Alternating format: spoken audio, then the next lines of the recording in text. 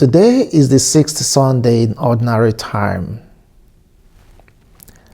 And today's readings are clinical in presenting to us a different value system, the Christian value system, different from the worldly value system. Jeremiah in the first reading compares the life of one who has placed his trust in fellow men with the life of one who places his trust in God. While the former is disappointed, the latter is blessed.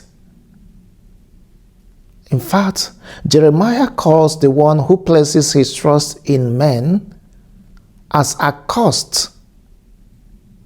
He is cursed. He will always be disappointed. He will always be left by his fellow men.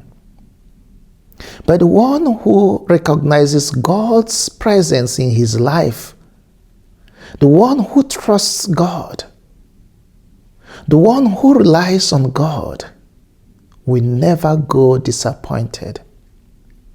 He is always blessed.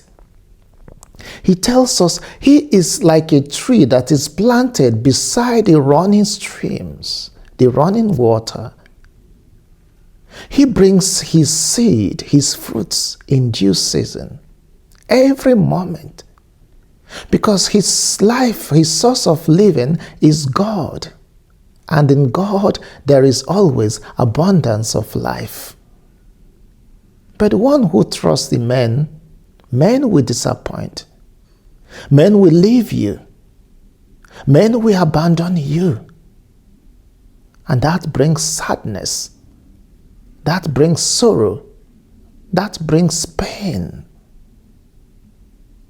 This is also picked up in the gospel of today, in the Beatitudes. Today we are presented with Luke's account, different from Matthew's account. In Matthew, in the Sermon on the Mount, the Beatitude was given on a mountain, indicating Jesus as the new Moses, the new lawgiver. But in Luke, it is on a plain. And while Matthew gives us 9 principles in which blessedness lies, Luke gives us just 4.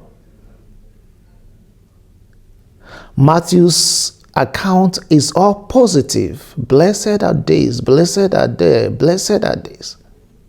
But in Luke's gospel, we also have 4 corresponding woes to the blessedness, the life of blessedness, to the Beatitudes.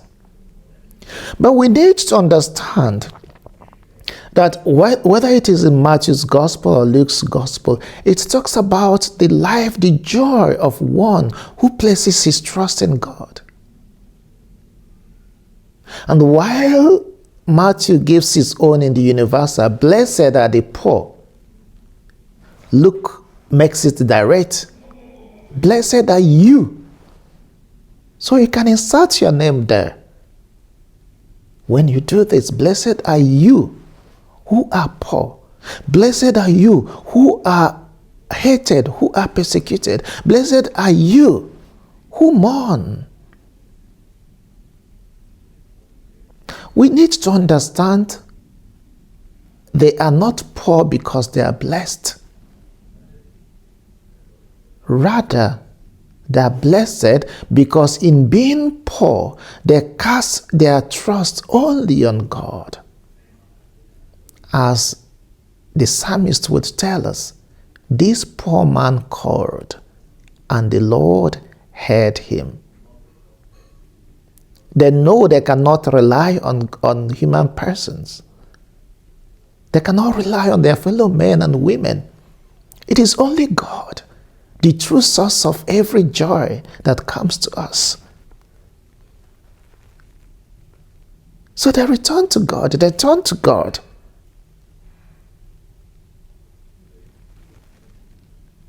In being hungry, they recognize God as the only source of their food, the one who never disappoints. And in the corresponding woes, those who rejoice now, those who make merry,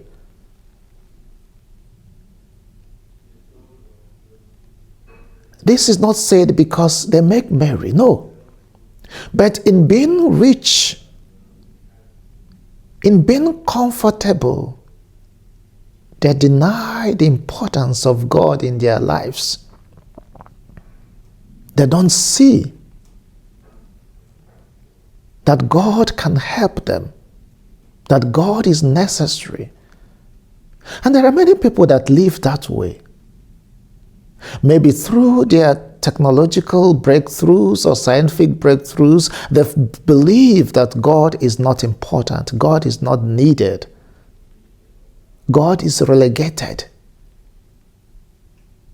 And in doing that, they meet with disappointment, no matter how rich they may be, no matter the breakthroughs they may have, no matter the things they may have attained in this world.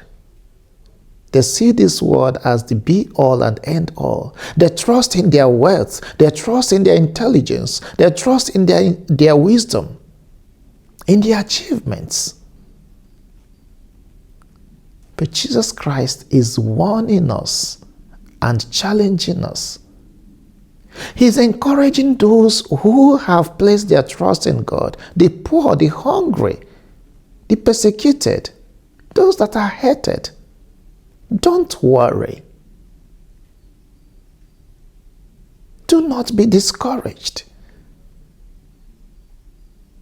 Do not give up.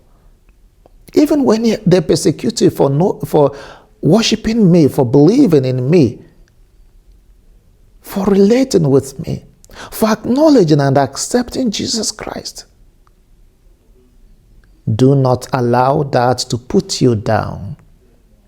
Continue to trust in God. Continue to place your trust in Him. Because you will continue to yield fruits that will last. But to those who have abandoned God, those who are weighed down and think that their persecution, their troubles, their pains, or even their achievements cannot bring them to God, it becomes a warning for a change of life.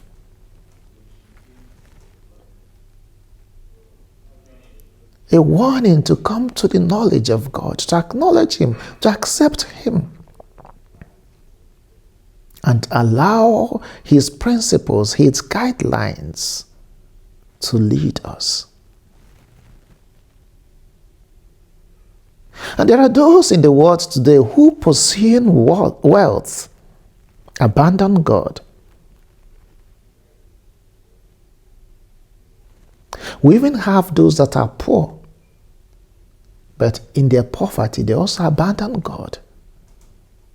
And this is why I love so much the words from the book of Proverbs, chapter 30, verse 7 to 9, that says, 2 things I beg of you. Do not deny me them before I die. Keep falsehood away from me. Give me neither poverty nor riches. Grant me only my share of food, for fear that surrounded by plenty, I should fall away and say, Yahweh, who is Yahweh?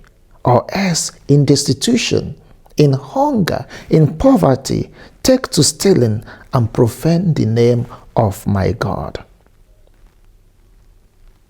Blessedness comes from being contented with God's gifts, acknowledging their source and being grateful to the giver, to God for them. So whatever situation we find yourself, let us always fall back to God Let us have him as the true source of our joy, of our livelihood, of everything we are. In fact, those brokenness, those worries, those pains, the challenges, the difficulties in our lives are actually entry points of the divine.